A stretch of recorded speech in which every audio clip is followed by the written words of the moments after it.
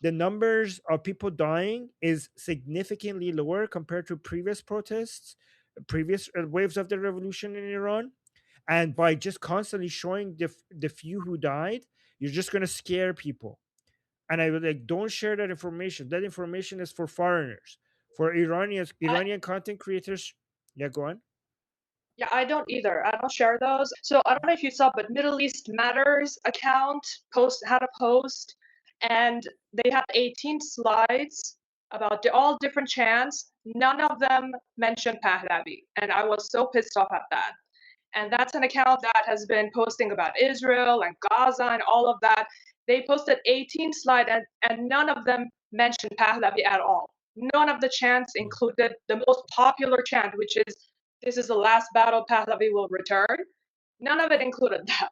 So that's why I keep posting the videos where the people are chanting Pahlavi's name, so that a lot of my American friends that are following me know that this is actually happening. And I literally write it in the caption saying, "This is what CNN will not show you."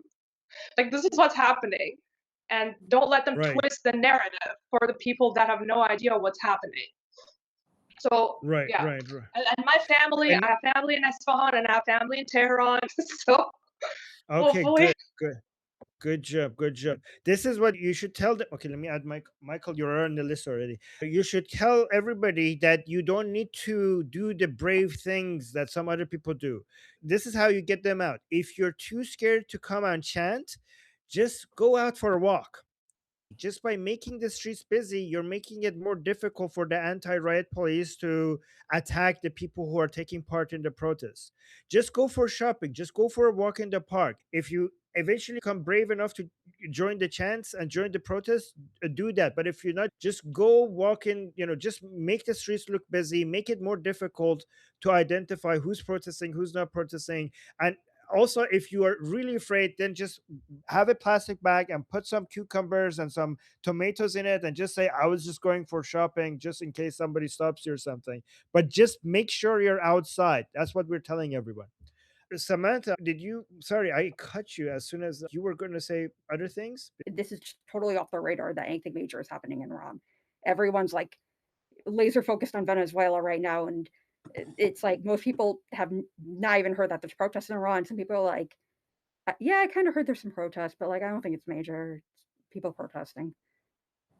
Like, That's why I had Seth Dillon on my show. I don't know if you guys saw, trying to convince him to talk about what's happening in Iran. The CEO of Babylon B. The thing is, I don't know if it's necessarily even in the best interests of people if they're more awareness or not. Like, I want what's ever best for people in Iran, but like, can I say something about that? Yeah, you could respond to Samantha, but then after that, we're going to So go to Tom. I Okay. was very conflicted about that too. And everybody's saying, oh, where's Greta? Where's all these activists? And then in my head, I'm thinking, what's going to happen if they start talking about it? Obviously, they're not going to say what's actually happening. So they're actually going to make it worse if they open their mouth. So they're going to twist the narrative. They're going to say, oh, this is not happening, blah, blah, blah. They're just going to make it so much worse. And then a whole bunch of people are going to believe them. So I'm very happy that these people are keeping quiet, because Okay. I think that the main entities, like the government people, we have Israeli government people. Like, I think the people that should be aware what's going on, they already know what's going on, plus the Iranian people. All right, guys. okay, so Sorry, Samantha. Last point, because then we have to go to Tom and Gary. Gary like, has been waiting okay, for a long last time. point Go. is one Antifa group chat I'm in. They didn't mention like that there's protests in Iran, and they only know about it because they follow MEK and MEK supports it. The MEK doesn't support these protests. They hate these protests. They're trying to misrepresent what's happening in the protests, because the protests are pro Pahlavi and the MEK hates Pahlavi more than anything else. So, all right. So let's go to Tom. Tom, go ahead, and then we go to Gary, and then Narabarj. Yeah, 1 second, just to get my notes. Yeah, so with the Seth Dillon, the regime collapse, and Prince Reza Pahlavi, the show you did, he was talking about, smash and grab is the expression he used, not US invasion of Venezuela. So that's why they don't mind kind of Trump doesn't mind and America don't mind getting involved. But with Iran, that would be more involved. They'd have to send like loads of troops, and they'd have to, or maybe I don't know. I think that's what Seth was suggesting. And it was also interesting to see that Seth didn't see any violence that had happened in Iran yet when it has happened. And also Seth thought that it was a majority Islamic country, and he was fascinated to find out that actually Iran isn't a majority country, is Islamic extremist or Islamic country anymore. I find it fascinating that he didn't understand that. Well, I mean, it makes sense because not that many people are following the details of politics in Iran. I was really grateful that he was so receptive and willing to listen and learn. He found it very educational. I'm really grateful that he accepted to talk to me. And yeah, I'm hoping now that he's gonna, because he has a giant audience. I hope now he's encouraged to go maybe use his audience to mention this, right? So let's go to Gary. Gary, sorry for the wait. No, not at all. Can you hear me okay, Armin? Yes, yes, we can hear you. Okay. First of all, it's very nice to see the faces of so many of you who I communicate with on Substack, and it's really a delight to join for the first time. I'm listening to what everybody is saying, and it's really motivating hearing all the different perspectives. So Armin, I lived in Iran during the 1970s quite a bit. So a lot of this is hitting very close to home because of people that I still know there, but also people here in the US who would like to be able to go back home.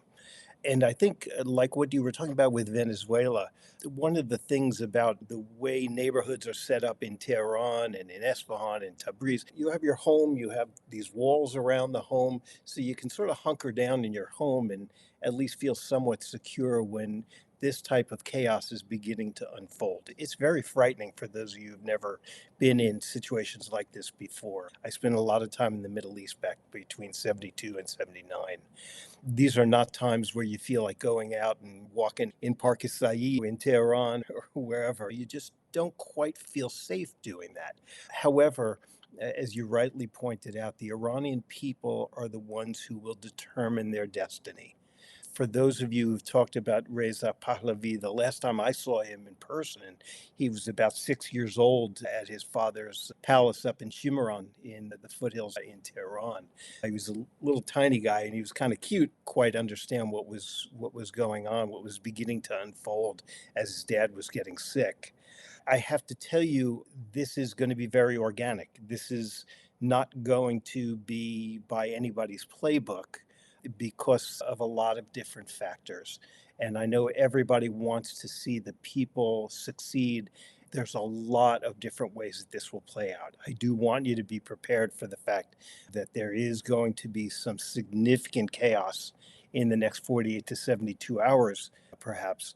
People need to understand that there's a lot going on below the surface right now. The border between northern Iraq and Iran is extremely porous, and there's a lot that's going on in that area right now.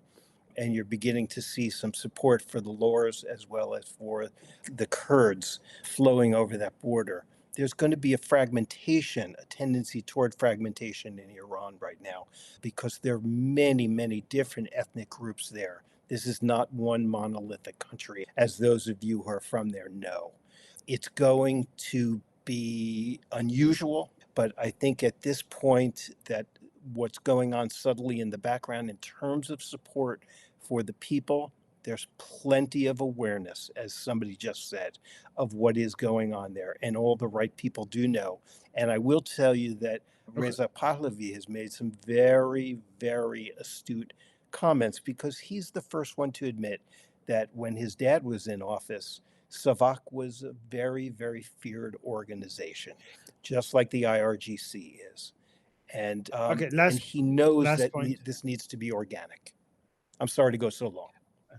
No, no worries. I do want to challenge something. So I think in Iran, the ethnic groups are not as big as a problem as we have in Iraq and Lebanon and Turkey and Syria. Especially the Kurds are probably the least problematic. I mean, there are some separatist groups within the Kurdish community, but they represent a small minority of the Kurds.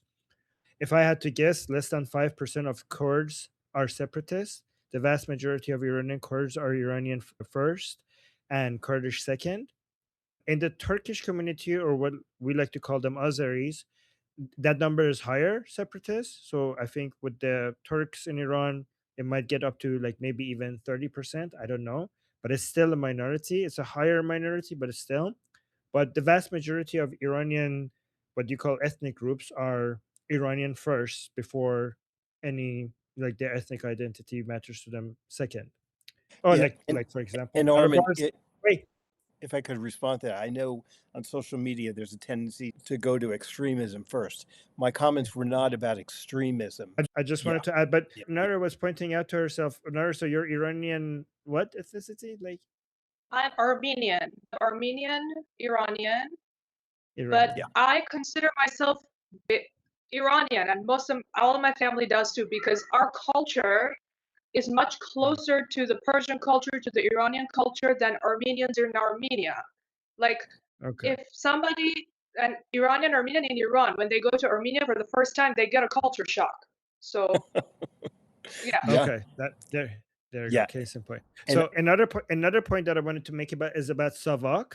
A lot of the understanding, I think, Savak and RGC could not be any more different. Okay. I, Savak might have in some instances pushed too far, but Savak was saving Iran. And in fact, between Savak and the Shah, probably the Savak was more often correct sometimes, that Shah was very kind, and sometimes because how kind he was to the Iranian people, he couldn't see he couldn't understand why Savak had to do what the Savak was doing. But Savak was holding Iran together for a very long time. We were dealing with the worst kinds of people, the worst kind of communist terrorists. Given the Islamic Revolution, we could see that Savak, there is, I, a lot of people argue, and I think probably correct, that because Muhammad Reza Shah got rid of the Savak because of all the complaints, that's what allowed the Islamic Revolution to happen. So the Islamic Revolution might have not happened if the Savak was still operating. So Savak was saving Iran. Yeah. and Armin, I hear you loud and clear. I think that most Americans have no idea about these issues that have been going on since the Shah left for treatment of his lymphoma. There are a lot of moving pieces in Iran, and there's a Right. lot of mistrust, and Right. that is very well founded. I just know that the Iranian people are the ones who will control their fate in Right. this, and I'm and so and glad. people are right now they are back in love with Savak, and now they're realizing, like the Iranian people who are chanting Princess of Pahlavi's name would be lining up to join Savak if Savak ever came back. So that's what's also happening right now in Iran, right? Because they're understanding now, appreciating what Savak was doing for Iran. And also something about Mossadegh, we should one day talk about Mossadegh, because Mohammad Reza Shah removing Mossadegh from power was completely in line with what the constitution allowed him to do, which makes it not a coup. The coup was done by Mossadegh. The Shah stopped. The Shah did not do a coup d'etat against Mossadegh. Shah stopped Mossadegh's coup against the Shah. The coup for a coup d'etat, the coup d'etats have two properties. One, they're illegal. Two, they're usually from the bottom up, right? So Mossadegh, based on the constitution, the Shah was above Mossadegh, and the Shah had the constitutional right to remove Mossadegh, and Mossadegh did not have the constitutional right to remove the Shah. So, based on both the criteria of what a coup is, Mossadegh was doing a coup, not the Shah. There are a lot of different opinions, and I just foresee some very difficult days ahead, and I wish for the change to come as soon and as peaceably as possible, but it's not going to be very comfortable for most of us. We'll see. Anyways, I appreciate that, Gary. And again, if you like, I hope you raise your hand again, because you have a lot of interesting points. So I hope like we get, but I do want to move to other people who have been waiting. But that was really interesting. Thank you for that. So, guys, I have Michael. I'm going to remove myself from the list because I want to make sure you guys are not waiting as much. I have Michael, Nail Bunny, and then Sean. If I miss anybody, raise your hand again. So, Michael. Hi. Thank you, Armin, and how's it going, everyone?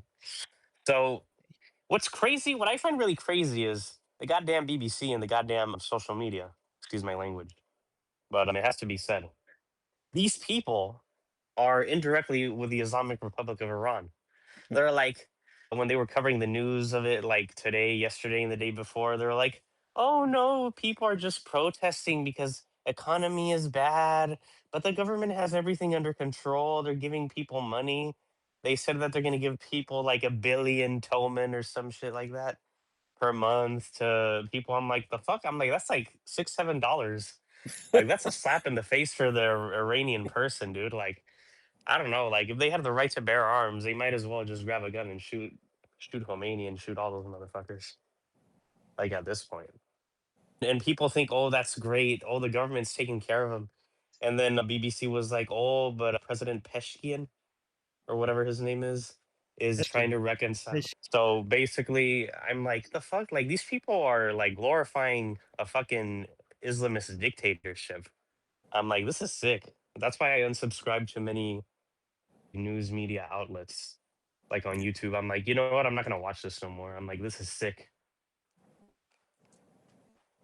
Well, good on you. Be careful with the media. No. Fuck the media at Yep. this point. No. Can I push back on that a bit? Go ahead, Tom. Well, 1 yeah, minute. I think the BBC are actually. Well, let's just be quick. The BBC are delusional. They're not lying. They actually think that Islamic extremism doesn't exist. Islam is a religion of peace. They're actually still fucking 20, 30 years behind because they have such bad researchers. Are there some that lie? According to Tommy Robinson, yeah, someone said that he knew Tommy Robinson was a good person but lied about him. But generally speaking, it's because the BBC are actually suffering from a delusion. I strongly believe that they think Islamic extremism doesn't exist. They think Islam is a good thing. Okay, let's go to Neil Bunny. You are way too kind to the BBC. They're not delusional. They're funded by Qatar, absolutely. By Qatar and Tucker 100%. Carlson. Yeah. Well, yeah, it just seriously, Qatar has so much money in the United Kingdom that they are afraid of being taken out if they say anything. I'm serious. I absolutely do not believe that they are doing this because they're delusional or they're uninformed. They're owned. But anyway, in more positive things, I just wanted to say a few things, and it's pretty much what I've been doing for the last over a week. Is you've probably seen me in all of the live chats in multiple streams, and I'm there for hours. And the reason why I'm doing that is because people are going to those and they're asking questions like, what's going on? What is this? Like they literally don't know. It's like they saw a live when they joined YouTube and went, oh, what's this? And then they just sort of jumped in. And so I have a few points that I want people to know. And I think that if everybody does this, I think that it's really important that there is a sort of a unity in what the messaging is. And I mean, one of those when I thought of this when somebody was talking about, I think, is it Nare? Just not. Is that she was saying that, they didn't mention Reza Pahlavi. And I think it's really important when you see that, reply, go if it's on X, reply to them and say, it's interesting that you haven't mentioned Reza Pahlavi because I'm looking at all of these, videos and everything, and that's what they're chanting. And then just make it really clear that I have my eye on you and I know you're full of crap.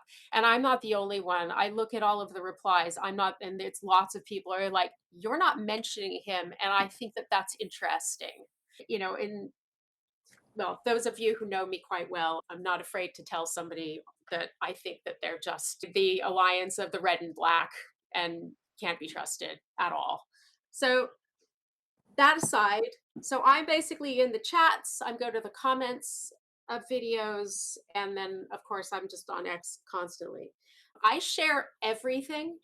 I'm probably losing followers who didn't follow me for a reason other than this, but I don't care. I'm basically sharing everything because it was something that was on Tusi that he was saying, and it was that before, when this happened before years ago, people who were out there, they didn't realize that because the internet's down or it's slow or not, they're out there and they don't know. They did not know that other people were out there on the streets. So they didn't know that, but in this, if they see it, if they know that all the cities across Iran are filled with people on the street, then it makes them get out there on the street. Now, yes, you can yell at them Armin, and I'm sure that will work. Seeing the people on the street and getting like, you know what? I'm going to get out there on the street because it's happening all over the place. The key points that I want to make to people when I'm talking to them is number one, it's not like Iraq. That Reza Pahlavi has a team and a plan, and it will be a democracy. Now, it could be a constitutional monarchy or, you know, a republic, or it doesn't, but it's going to be a democracy. That is important that everyone understands that. And then I'll even tell them, look up Nufti IPP, look up those words and you'll find it. You'll Google those and you can go straight to it. You can see it, you can read it. It's right there. I also compare this to the fall of the Berlin Wall. And a lot of us have noticed that. It's like this, you know, watching people playing music and people dancing. This is they're dancing on the Berlin Wall. It is exactly like this. I was 19 when that happened. The kids that were dancing on the Berlin Wall, they're my age. I remember that. It was very important for me to see the Berlin Wall fall. It's why I'm so utterly anti-communism. Also, another thing that I think is really important to get across is that it needs to happen fairly quickly. And because remember when they surrounded the Blue Mosque in Hamburg, and because they surrounded the Blue Mosque in Hamburg and nobody got away, they got all the records. So if you can essentially, it's sort of the same thing except at massive scale, is if you can get all those records, this is the global terror network central. This is the funder. You get all those records, and it's not just the regime falls, it all falls. This is a civilizational flip when this happens, and I believe it will happen. And I think that it's really important that people understand that if you ever see anybody trying to conflate Palestine with Iran, you take them to task. Make it very clear. Those two do not belong in the same sentence. If Palestine is an invention of the Red and Black Alliance, they're marching, if they're marching under the banner of that, and that alliance is what held Iran hostage for 47 years. There is nothing between those two. That Iran, these are people that are actually oppressed. And we make it very clear that it is absolutely 100% night and day. And also another thing that I think is really important, and this was already touched on, is that there are many ethnicities in Iran, but they're all Iranian first. And I think it's really important, especially when people are like, Persia, it's like, please stop saying that. And then I explain it to them. It's like, there are many ethnicities, and yet they all are Iranian. They need to understand that Iran is very different from Iraq and Syria, completely different. They are Yeah, buddy, united. not just around, but actually like even places all throughout Central Asia, they confuse it with the Middle East, like Afghanistan. They're like, oh, that's the Middle East. And I'm like, the Yeah, fuck you're talking about? yeah, Like, do you even know where it's located? And they're like, oh no, I don't. And I'm like, well, then like don't say anything. yeah, exactly.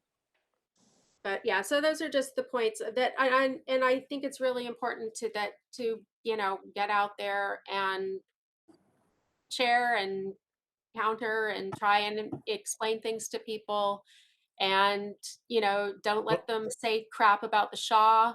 Don't let them make that stuff up. There's a guy, I was waiting for him to turn up on the stream, but you were talking to Seth Dillon instead. If we'd been talking about Iran, I'm sure that guy would have turned up again. But he was on Goldie's stream last night, and he was on Tusi's earlier today, and he basically saying crap about it. Both Goldie and Tusi luckily tore him a new one. And before even Goldie got to him, I told him off in the chat. And hours later, when she saw the super chat from him, she just went off. It was great. But, it's sort of like, these people are out there, and you need to call them on their bullshit. So And Neil Bunny, would you ever be interested in coming on the show and talk about making these points? Sure. Okay. Well, can you message me? Because I would. But by the way, I've never seen any non-Iranian understand Iran as good as Neil Bunny. Like, I think, don't you agree, Nerobors? Like, no, like I've never seen anybody understand Iran as like. I mean, among Iranians I have, but among non-Iranians I have never seen anybody. Suddenly there were just all these new kids. And Right.